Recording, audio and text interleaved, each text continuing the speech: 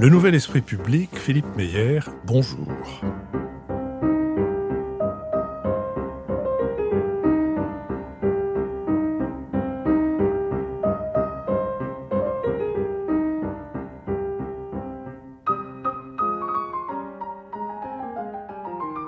Bonjour, merci de nous avoir rejoints pour cette nouvelle série dans notre ensemble, si c'est pour la culture, on a déjà donné, pour ce nouveau BADA qui portera sur la comédie française et qui me donne le plaisir de recevoir Aliette Martin. Aliette Martin, bonjour.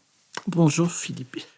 Et Olivier Giel. Olivier Giel, bonjour. Bonjour. Alors, vous aimez à dire qu'à vous deux, vous représentez un siècle de comédie française. C'est vrai. Ce qui veut dire que vous avez travaillé chacun un demi-siècle à la comédie française, qui, compte tenu de votre jeunesse actuelle, montre que vous avez commencé très tôt. Est-ce que je peux vous demander de dire à nos auditeurs dans quelle fonction, avec un S à fonction, d'ailleurs, vous avez travaillé dans cette noble maison, Aliette Martin? Alors, j'ai été engagée par Pierre Dux en 1975 pour créer un poste qui n'existait pas aux côtés de l'administrateur comme assistante chargée de la programmation. Et c'est ce poste qui s'est petit à petit développé et transformé au fil des années, qui est devenue ensuite directrice de la coordination et enfin directrice déléguée à la programmation. Mais en réalité, ce sont toujours les mêmes fonctions que j'ai occupées depuis le début, mais qui se sont énormément développées au fil des années. Olivier Giel? Alors moi, c'est le contraire d'Aliette, puisque j'ai eu plusieurs fonctions à la Comédie Française. J'ai commencé à 18 ans, en 1972, alors que j'étais étudiant, comme contrôleur comptable dans la boîte à sel. Alors, la boîte à sel. Le théâtre sel. est plein d'expressions qui lui sont propres, comme d'ailleurs tous les corps de métier. Qu'est-ce que c'est que la boîte à sel? Alors, la boîte à sel, c'est le comptoir d'accueil dans les théâtres et ça s'appelle boîte à sel parce que les contrôleurs, c'était la pharmacie de secours, la trousse de secours, avaient des selles pour les personnes trop émues, qui avaient des évanouissements ou des malaises. Donc, on leur donnait des selles à respirer pour qu'ils recouvrent leurs esprits. Voilà la boîte à sel. Donc, j'ai commencé dans cette boîte à sel et je calculais avant les machines à calculer, avant l'ordinateur, je calculais les recettes et les déclarais à la SACD. Ensuite, j'ai été chef du protocole, donc responsable de l'accueil et du personnel d'accueil à la Comédie Française, puis attaché de presse à l'arrivée de Jacques Toja. Ensuite, secrétaire général adjoint du secrétaire général responsable de la communication et du protocole aussi. Et ensuite, j'ai été directeur de la diffusion ou délégué général aux productions extérieures. C'est-à-dire aux tournées, aux films que la comédie française peut faire. Protocole, il faut peut-être préciser que c'est pas le chef du protocole comme à l'Élysée. C'est pas celui qui est chargé de dire qui doit avoir le pas sur qui. C'est celui qui est chargé des relations avec les invités importants. Qui est chef de salle, voilà. Qui est chef de salle, qui accueille le public chaque soir, voilà, et qui dépend lui aussi de l'administrateur, mais surtout du secrétaire général ou de la secrétaire générale. Alors, on va essayer d'éclairer d'abord nos auditeurs sur le fonctionnement de la comédie française. Tout en haut, il y a un administrateur ou un administrateur général, mais il n'a pas toujours été général, si, non, il avait... Enfin, pas toujours, non. Il a été commissaire. Il a été commissaire royal d'abord. Ensuite, le premier à avoir eu le titre d'administrateur, c'était Arsène Housset en 1859. Également auteur. Et ensuite, administrateur, mais administrateur général, je crois que c'est relativement récent. Oui, je crois que c'est au XXe siècle. C'est une mode du siècle dernier d'ajouter général à toutes les fonctions de directeur. Absolument. D'ailleurs, je ne sais pas ce que fera ce siècle-là, car général va devenir banal. Il va falloir dire administrateur très général ou administrateur supérieurement général. Quoi qu'il en soit, il est le patron ou elle est la patronne, puisque à partir de Muriel Mayette, une femme a occupé ces fonctions. Nommée comment ? nommé théoriquement sur proposition du ministre de la Culture, par un décret signé du président de la République. Je dis théoriquement parce qu'il arrive que le président de la République nomme quelqu'un qui n'a pas été suggéré par le ministre de la Culture. Ou que le président de la République suggère, oui.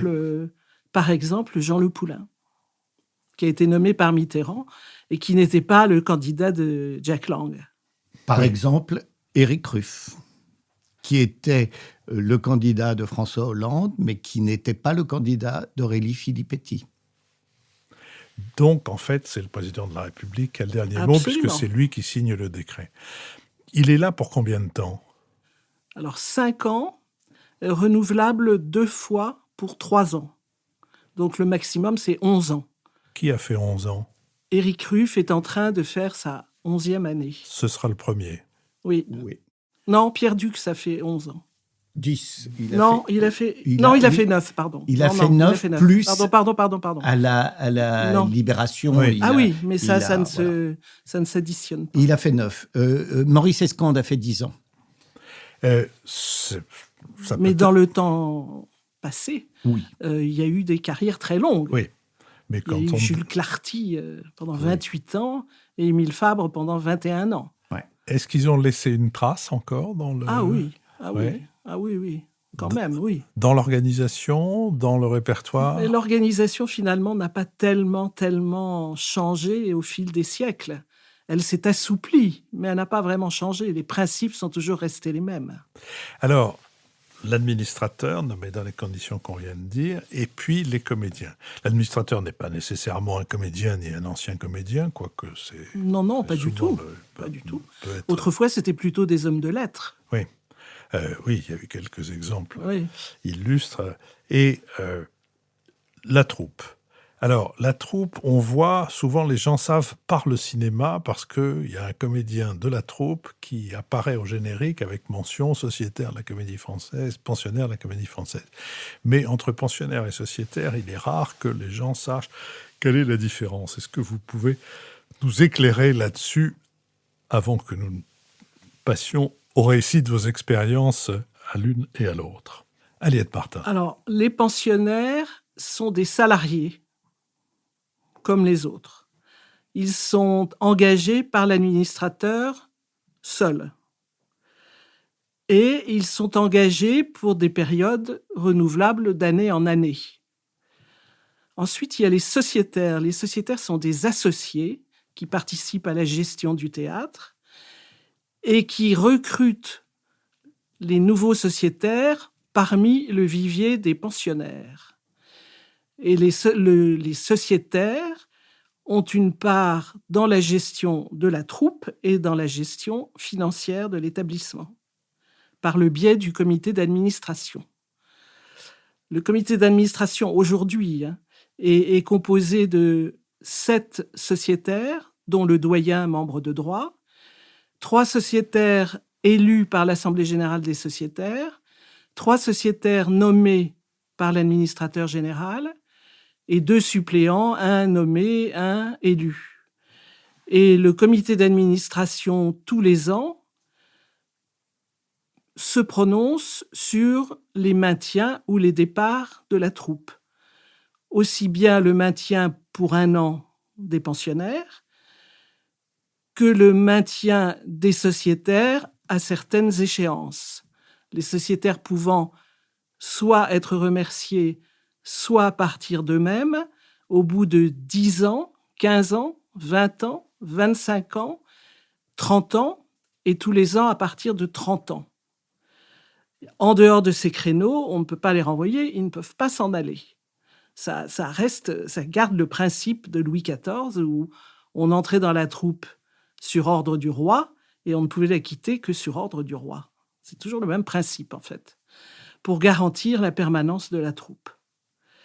Et donc, le vrai rôle de l'administrateur, qui préside le comité d'administration, bien sûr, donc qui prend part au vote et qui a une voix prépondérante quand il y a égalité, c'est le recrutement des pensionnaires. Après, l'avenir de chacun des pensionnaires lui échappe un peu, puisque ça dépendra des votes du comité de fin d'année. Ce passage de pensionnaire à sociétaire, j'imagine quand même que l'administrateur peut le favoriser, non pas seulement au comité avec sa voix prépondérante, mais dans dans la mise en avant de celles ou de ceux des comédiens pour lesquels il a une dilection ou un intérêt particulier. Olivier Giel. Oui, si un acteur joue beaucoup, il est remarqué par la troupe. À une époque, il y avait la notion d'emploi, de rôle, c'est-à-dire que les sociétaires avaient priorité sur les rôles. Aujourd'hui, un jeune pensionnaire peut avoir un premier rôle. Même un jeune pensionnaire qui vient d'entrer dans la maison, l'administrateur peut lui confier le premier rôle, ce qui sera le cas d'ailleurs dans le prochain Soulier de satin, monté par Éric Ruff. C'est ce qui est arrivé à Pierre Ninet, non ? C'est arrivé à Pierre Ninet, oui, dans Le Chapeau de paille d'Italie. Ça l'a propulsé là exactement. où nous le voyons actuellement. Mais cela dit, ça peut être aussi un handicap, parce que si le jeune acteur ou la jeune actrice ne réussit pas sa performance, ça peut lui bloquer aussi l'accès au sociétariat et la reconnaissance de la troupe. Tout le monde regarde tout le monde en scène et en coulisses. Cette Société des comédiens français, vous avez dit tout à l'heure, Aliette Martin, qu'elle prend part à la gestion. Mais elle prend part à la gestion, elle prend part aussi aux comptes et aux bénéfices ou aux non-bénéfices. Comment ça se passe ? C'est compliqué. On est payé, on a un salaire, mais on est payé, on a des feux et on a un 12e. Alors, cette chose étant si compliquée, nous allons prendre le temps de l'expliquer à nos auditeurs. Alors, quand on est nommé sociétaire, on est nommé à 3/12e de part. La part entière étant de 12/12e. Et après, au fur et à mesure, on progresse petit à petit, certains très rapidement, certains très lentement. Certains n'atteignent jamais la part entière. Et cette part entière qui s'ajoute au traitement mensuel, dont certains sociétaires disent que le traitement mensuel n'est qu'une avance sur les bénéfices d'ailleurs, cette part, il la touche. C'est ce qu'on appelle les bénéfices, mais en fait, c'est des bénéfices un peu fictifs, parce que peut-être tu expliqueras mieux que moi le calcul. Mais pour les sociétaires, c'est extrêmement important, ça fait une énorme différence. Et le rôle des sociétaires dans la gestion financière, ça, c'est autre chose. C'est eux qui votent le budget et c'est eux qui votent le compte financier. Donc, ils ont en fait un réel pouvoir de blocage. Est-ce qu'ils l'ont exercé dans votre... Non. Dans votre... Non. Ils peuvent s'abstenir. Parce que, généralement, oui, ils peuvent s'abstenir. Ça, c'est arrivé. Mais parce qu'on agite toujours la menace que s'ils ne votent pas le budget, qu'est-ce qui va se passer ? Tout va aller à volo, etc., etc. Donc, en fait, ils n'ont jamais fait plus que s'abstenir. Pardon, je rebondis sur ce que vient de dire Aliette. Il faut ajouter que la grande force de la comédie française, c'est sa capacité à produire du paradoxal et des contraires, et que la comédie française est un théâtre national depuis Napoléon, mais avant, c'était une société privée, une coopérative d'acteurs sur le modèle de la compagnie de Molière. Et c'est pour ça qu'ils sont actionnaires. Chacun des acteurs apportait son talent, si j'ose dire, sur la table et partageait les risques, les déficits et les bénéfices. Aujourd'hui, ce sont des bénéfices. Et pourquoi des 12e ? Parce que c'est une application de l'économie du XVIIe et du XVIIIe siècle, avant l'arrivée du système métrique, où on était encore dans le système duodécimal. Voilà la raison des 12e qu'ils se partagent. Ils se partagent ces 12e sans risque. Comme le disait Aliette, c'est un une avance ou un complément sur leur salaire, mais les deux, que ça soit le salaire fixe qu'ils jouent ou qu'ils ne jouent pas, et qui est basé sur la grille de l'éducation nationale. Un sociétaire touche un professeur agrégé, ou que ça soit les bénéfices, tout ça est déclaré en salaire. Il faut ajouter que, en plus de cette rémunération, les comédiens, pensionnaires ou sociétaires, touchent des feux. Les feux, là aussi, dans l'ancien temps, c'était un avantage en nature, des bûches de bois pour chauffer leur loge ou leur appartement. Aujourd'hui, c'est de la monnaie sonnante et trébuchante, et c'est une prime que chaque acteur touche quand il joue, petit rôle ou grand rôle. Chaque soir, ils ont un feu. Un feu pour les sociétaires. Proportionnel à leur part ou à leur grade. Ou à leur salaire. Et qui détermine combien de 12e on a? Le comité d'administration lors des comités de fin d'année. D'accord. Donc il y a un total de 12e. Ce sont des parts comme des des actions. Il y a un volume qu'on ne peut pas dépasser. Immuable. Voilà. Mais ce volume est distribué, enfin est divisé. Et le produit de ces divisions est distribué au gré du comité à la majorité. C'est pour ça que quand ils veulent récupérer des 12e, ils ont tendance à remercier une part entière. Oui, c'est-à-dire que quand ils veulent récupérer des 12e, ou pour s'augmenter, ou pour nommer des nouveaux sociétaires. Oui, exactement. Ça veut dire que quand on a 12 12e, il faut se garder à droite et se garder à gauche et regarder en arrière quand on descend les escaliers. Quand on est à une année d'échéance. Et quand on a plus de 30 ans de maison. Quand on a plus de 30 ans, c'est tous les ans. Parce qu'on peut secouer le cocotier plus facilement. Vous avez un exemple, je suis sûr, qui va vous venir à l'esprit de quelqu'un qui, au bout de 30 ans, a été prié de vivre entre ses parents le reste de son âge. Aliette a vécu, oui, mais bon. Elle participe. Il faut dire qu'Aliette est la seule personne de l'administration de la Comédie Française qui participait au comité d'administration. Donc pendant plus près de 50 ans, Aliette, enfin 40 ans, Aliette a participé et a suivi la vie de la troupe de très près. On peut citer un exemple qui parlera parce qu'il est aux auditeurs, parce qu'il est récent. C'est le départ de Catherine Yegel, qui était doyenne de la Comédie Française, qui avait fait plus de 30 ans dans la maison, et ils ont décidé, non pas pour des raisons artistiques, mais pour sa qualité de doyenne, de chef de troupe, et pour récupérer les 12e, ils ont décidé de mettre fin à son mandat à la Comédie Française. À la stupéfaction de Muriel Mayette, qui était administrateur de l'époque, et peut-être dans la vôtre aussi d'ailleurs. Oui, Aliette, vous ne l'avez pas senti venir. Pas du tout. Qui êtes le bureau des confidences de la Comédie Française, vous ne l'avez pas senti venir. Je dois dire que je n'avais pas du tout vu venir ça. Pas du tout.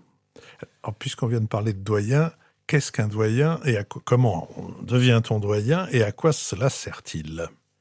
Le doyen, c'est tout simplement le sociétaire qui a le plus grand nombre d'années de présence dans la maison. De présence, pas seulement comme sociétaire. Par exemple, Thierry Ancis. La date d'engagement comme pensionnaire compte. Voilà. Donc Thierry Ancis, effectivement, bien que nommé sociétaire après Véronique Vella, est devenu doyen avant Véronique Vella parce qu'il avait été engagé avant comme pensionnaire.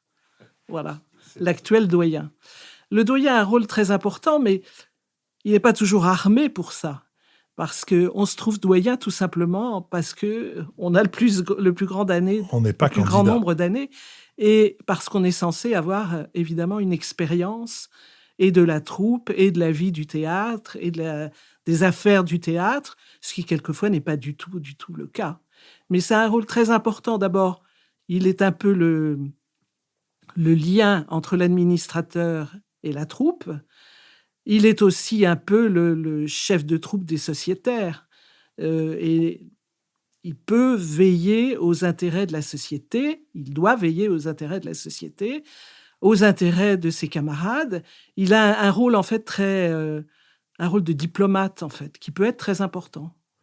Est-ce qu'il arrive qu'on décline le On n'a titre pas le de droit. doyen? On n'a pas le droit. On ne peut pas. Donc, Si on veut pas il être faut doyen, démissionner. alors il faut il démissionner. faut partir. Ouais. Est-ce qu'il y a des doyens ou des doyennes, puisque Catherine Samy, par exemple, était la Depuis dernière Yvonne doyenne. Godot, elle Yvonne a été la Godot. première femme doyen. Est-ce que certains ou certaines de ces doyens ou doyennes ont laissé une trace particulière, ont joué un rôle particulièrement important? Oui, Jacques Oui, Charron. Jacques Charron, c'est ce que j'allais dire. Jacques Charron, Ouais. on est d'accord. Jacques Charron était un doyen important. S'il n'était pas mort en jouant le bourgeois gentilhomme d'un accident cardiaque, il aurait été administrateur de la Comédie Française, très probablement. Oui, il y a des doyens qui ont joué des rôles importants. Louis Seigné aussi a été un doyen important. Et Catherine Samy a su durer plus de 18 ans comme doyenne, plusieurs administrateurs et de nombreux comédiens. Donc, Et alors, le cas de Catherine est particulièrement singulier parce que c'est quelqu'un qui n'avait jamais été au comité, par exemple. oui, c'est Donc, elle vrai. ne connaissait absolument pas le fonctionnement et la marche de la maison. Il y a des exemples comme ça. Et elle s'y est mise. Eh bien, je vous propose que nous revenions sur le fonctionnement et sur vos 50 ans d'observation à l'un et à l'autre, mais le moment est largement venu de dire à Liette Martin que vous avez publié il y a 2 ans maintenant, sauf erreur, 2022, Presque, oui, ouais, oui. un peu plus. Vous avez publié aux éditions du Palais Ma Comédie Française, une histoire intime de la maison de Molière, qui est un ouvrage précieux pour ceux qui veulent en savoir davantage, mais qui est aussi un ouvrage précieux parce que tout en observant une réserve que beaucoup, et notamment Denis Podalides dans sa préface, qualifierait de toute britannique, vous ne mâchez pas les jugements que vous portez sur certaines évolutions, tout en préservant autant que faire se peut les personnes. Et donc, cet ouvrage qui nous a accompagnés dans la préparation de cette émission est un ouvrage que j'ai eu déjà l'occasion de recommander au micro du Nouvel Esprit Public, mais cette deuxième occasion est une occasion que je saisis volontiers. À donc la semaine prochaine pour un deuxième épisode de cette rencontre sur la Comédie Française.